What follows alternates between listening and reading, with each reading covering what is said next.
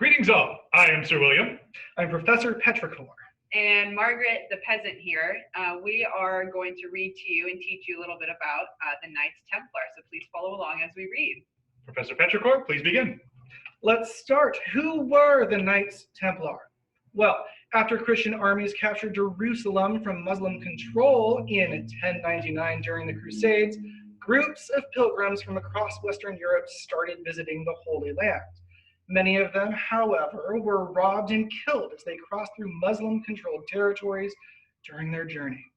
Around 1118, a French knight named Hugh de Payenne created a military order along with 8 relatives and acquaintances, calling it the Poor Fellow Soldiers of Christ in the Temple of Solomon, later simply known as the Knights Templar.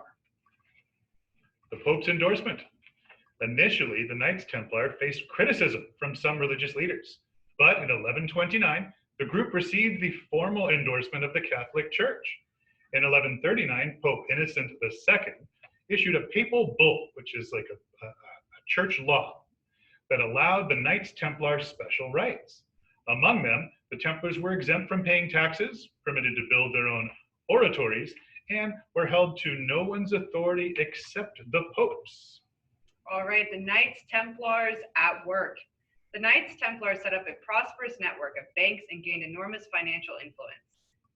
Their banking system allowed religious pilgrims to deposit money in their home countries and withdraw funds in the Holy Land.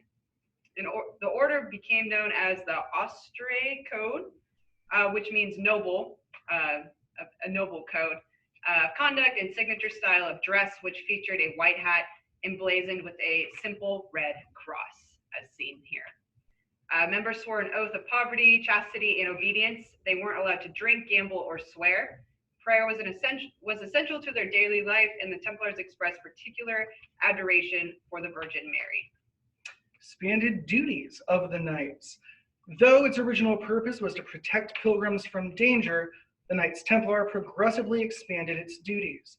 They became defenders of the Crusader states in the Holy Land and were known as brave, highly skilled warriors.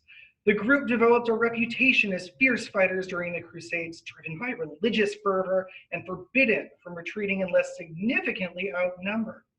The Templars built numerous castles and fought, and often won, battles against Islamic armies. Their fearless style of fighting became a model for other military orders.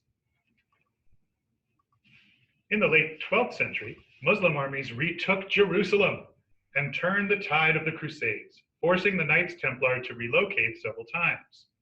The fall of Acre in 1291 marked the destruction of the last remaining Crusader refuge in the Holy Land. By 1303, the Knights Templar lost its foothold in the Muslim world and established a base of operations in Paris.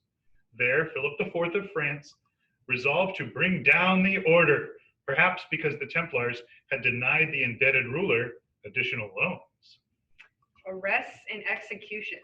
On Friday 13th, 1307, Friday the 13th, scores of French Templars were arrested, including the order's Grand Masters Jacques de Montlay. Many of the knights were brutally tortured until they confessed to false charges, which include heresy, homosexuality, financial corruption, devil worshipping, fraud, spitting on the cross, and more. A few years later, dozens of Templars were burned at the stake in Paris for their confessions. De Montlay was executed in 1314. Under pressure from King Philip, Pope Clement V reluctantly dissolved the Knights Templar in 1312. The group's property and monetary assets were given to a rival order, the Knights Hospitallers. Mm-hmm. Thank you, Sir William. However, it's thought that King Philip and King Edward II of England seized most of the Knights Templar's wealth. The Knights Templar today. The Catholic Church has acknowledged the persecution of the Knights Templar was unjustified. The Church claimed that Pope Clement was pressured by secular rulers to destroy the order. While most historians agree that the Knights Templar fully disbanded 700 years ago, there are some people who believe the order went underground and remains in existence in some form to this day.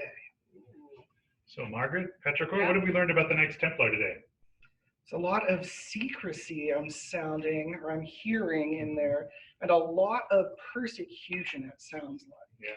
That's what I was thinking. It's unfair that they were persecuted for things that they had to falsely claim. Yeah. It's just not fair. That happened a lot in the Middle Times, being Yeah. forced to admit to crimes you did not commit just out of fear. Yeah. Yeah. That's hard.